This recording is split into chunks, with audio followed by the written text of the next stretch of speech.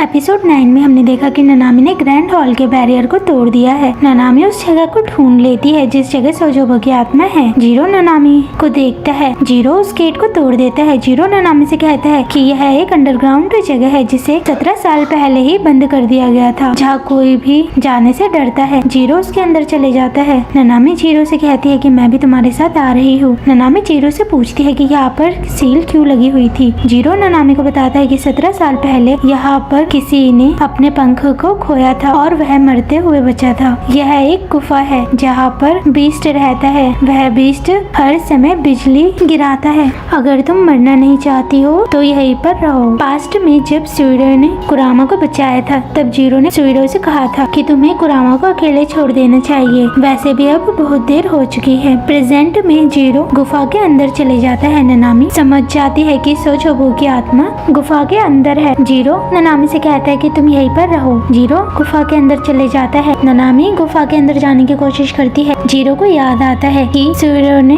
Zero से कहा था कि मुझे बहुत ज्यादा दर्द महसूस हो रहा है। वैसे भी अब देर हो चुकी है और मेरे पंख कभी भी वापस नहीं आएंगे, लेकिन मैं खुश हूँ कि मैं कुरामा की जान बचा सका। ननामी और मोमोरा बीस्ट से मिलते हैं। ननामी दौड़ रही होती है। तभी जीरो ननामी को बचाता है। टेल्समैन की मदद से तोमोe और कुरामा ननामी के पास जा रहे होते हैं। तभी कुरामा गेट को देखता है। कुरामा गेट के अंदर नहीं जाना चाहता है क्योंकि कुरामा को याद आता है कि कैसे उसने बिजली वाले बीस्ट से सामना किया था। कुरामा गेट के अंदर चले जाता है। जीरो ननामी को बचाते समय घायल हो जाता है। बीस्ट जैसे ही ननामी और जीरो पर हमला करने वाला होता है तभी तोमोe अपनी फॉक्स फायर की मदद से बीस्ट पर हमला करता है। बीस्ट घायल हो जाता है। तोमोe बीस्ट से कहता है कि तुम तो एक बिल्ली के बच्चे हो। बीस्ट तोमोe पर हमला करता है। तोमोe बीस्ट को हरा देता है। तोमोe ननामी को देखता है। ननामी रो रही होती है क्योंकि ननामी को लगता है कि जीरो अब उड़ नहीं सकता है क्योंकि जीरो ने ननामी को बचाया है। जीरो ननामी से कहता है कि रो मत। जीरो ननामी से कहता है कि मैं तुम्हें पसंद करता हूँ। ननामी तोमोe कुरामा और बोटनमारू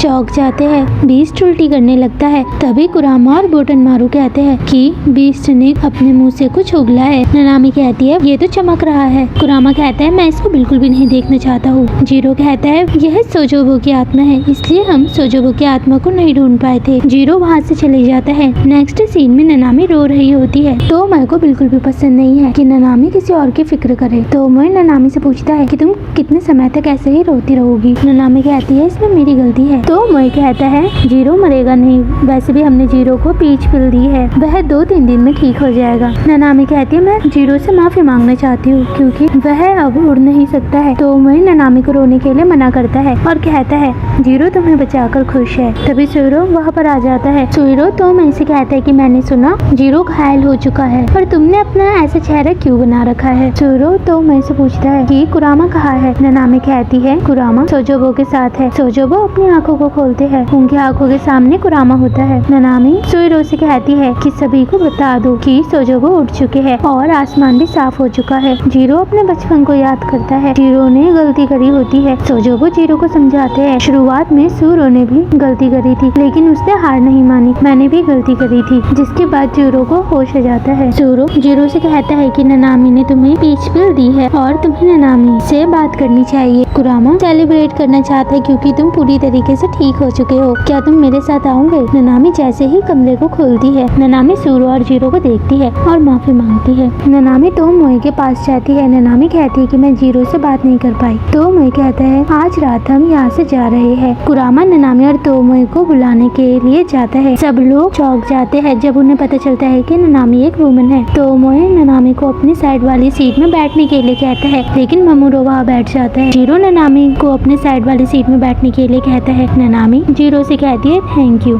तुमने मेरी जान बचाई। जीरो कहता है यह मुझे तुमसे कहना चाहिए। तुम्हारे दवाई ने मुझे सही कर दिया और मुझे दर्द बिल्कुल भी महसूस नहीं हो रहा है। अगर तुम मेरी मदद नहीं करती तब मैं सुइरो की तरह ही जिंदगी भर रहता बिना पंख के साथ। जीरो ननामी को वहाँ से ले जाता है। तोमोe चौंक जाता है। ननामी पेड़ के ऊपर होती है। ननामी फूलों के बीच में बैठी होती है। ननामी खुश है। जीरो ननामी से पूछता है कि क्या तुम माउंटेन कुरामा में कुरामा की वजह से आई हो। ननामी कहती है हाँ, यहाँ के बच्चे बहुत ही प्यारे हैं। जीरो जीरो कहता है कि अगर तुम यहाँ पर रहना चाहती हो तो रह सकती हो। तो मोए ड्रिंक कर रहा होता है, तभी कुरामा तो मोए को ननामी का नाम लेकर चढ़ाता है। कुरामा कहता है कि जीरो भी ननामी को पसंद करता है। तो मोए कहता है कि अगर ननामी को मेरी जरूरत होगी तब ननामी मेरा नाम पुकारेगी, और वैसे भी इंसान की जिंदगी काफी छोटी होती है, ननामी को जीना चाहिए, वो भी खुशी के साथ। मैं ननामी को किसी भी काम के लिए मना नहीं करूँगा। जीरो ननामी को पीच पिल देता है। जीरो कहता है कि अगर यह पीच पिल नहीं होती तब मैं सूरो की तरह होता। ननामी